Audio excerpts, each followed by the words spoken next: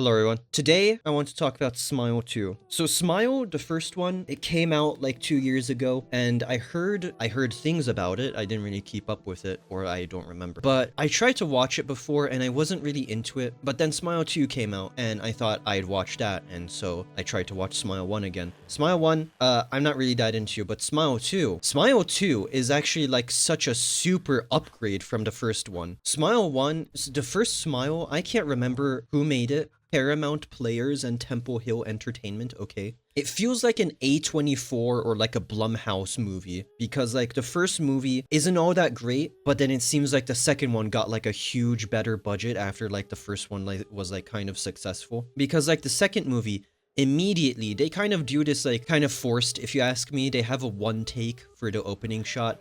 And like historically, if you ask me, and that's been kind of bad in movies, in some horror movies that come to my mind, but they have a one take for the first shot and it's actually done well. It's actually impressive. Like by the time you notice that it's a one take, a one shot, you're like surprised, holy shit, like this camera has not cut once, like wow. And you're impressed, and that impressedness, your impression, no, whatever, you being impressed continues throughout the entire movie. There are constant shots and cinematography that are super cool and super impressive and super interesting and fun to watch. It's just super fun, just the camera itself. I was surprised, I was like entertained just by the camera movement alone throughout this entire movie. It's insane. But the plot, it's a horror movie. It's not all too important. Again, there's this curse of a smile. You get haunted by it, cursed by it, and then you pass it on and you kill yourself. This time it passes on to this pop star, and you see her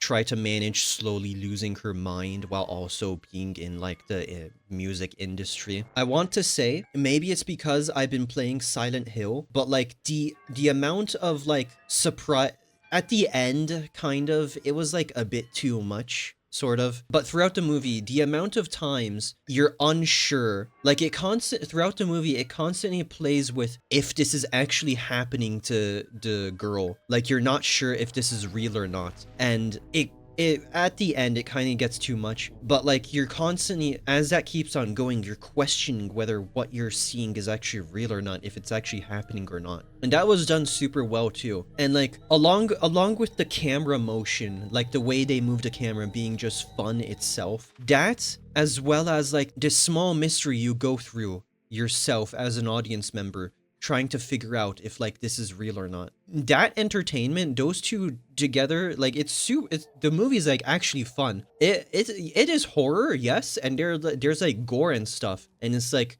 gross, it's gory, you know. And those makeup effects and stuff is really good, and I'm gonna talk about something else too later too. But you know, it's horror. Well, I was like having so much fun while watching it. I myself was smiling throughout the entire time. But then also there are some times where like, you know, it's a bit more silent and slow, and like you just take in the movie, and the movie's like trying to tell a scene, give a plot, and you're just watching it and you're like invested in the movie and you're sucked into it. And then just sometimes it gives you a jarring flash. It's not exactly a jump scare. There's not like a big boom and a sound, but there is like a big, can you hear my snap of my fingers? There's like a big cut. Maybe not a sound, but there is just a smash cut of like something else that is scary. And like the movie becomes real sometimes, and since you care about the characters, it isn't like boring or anything. You want to know what happened to the characters, you're invested in the characters, and like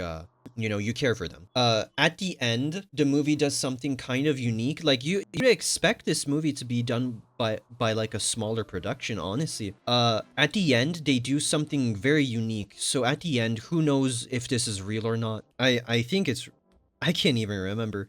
Without trying not to spoil it, we see this thing. We see more effects, like gore effects. And instead of CGI or makeup, it's actually done in stop motion, which is super unique and like actually really cool comparatively to like hag demon monster we saw at the end of the first movie, which like really wasn't, it really was not there. This stop motion creature It was like so much better. I mean, for me, I really liked it. It was like really cool and fun. I honestly, as I've been saying again and again, with the camera movement being so fun to watch, with the story and like what's happening, is it real or not, that being a fun thing to solve, figure out on your own, deal with on yourself, and also seeing this like stop motion being done, it's like super fun throughout the entire way. I think that's about everything I want to mention. So the first Smile movie, I didn't really like it. I kind of had to do multiple sittings trying to watch it. It was kind of boring, and the acting wasn't all that great from some of our cast. I'm giving it a 3 out of 10. Smile 2 though. Smile 2, it was actually really fun. It was actually really fun. I'm debating on 6 or 7. I'm not sure. I think I'm gonna go for a 6 for now. I'm not sure. I did have so much fun while watching it, but I think I'm gonna go with 6. Actually, never mind. I'm looking at Paddington and Paddington 2 right here. Paddington 2, I enjoyed so much. I'm putting Smile 2 on 7, bro. I'm going to Smile 2 on a 7. So yeah, there's the tier list. There's a Letterbox. Follow on Twitter, like and subscribe, and thank you guys for watching. Goodbye, everyone. I do want to say too, without trying to spoil it, while watching it with my girlfriend told me if something happens at the end of the movie, again, movie might be kind of predictable. If something happens at the end of the movie, I'm giving it a 10 out of 10. She said, just please, for God's sake, do this thing. And I'm gonna give this, telling it to the character, do this thing. And I'm gonna give it a 10 out of 10. And then it does happen, she does do it, and she actually rates it a 10 out of 10. Funny.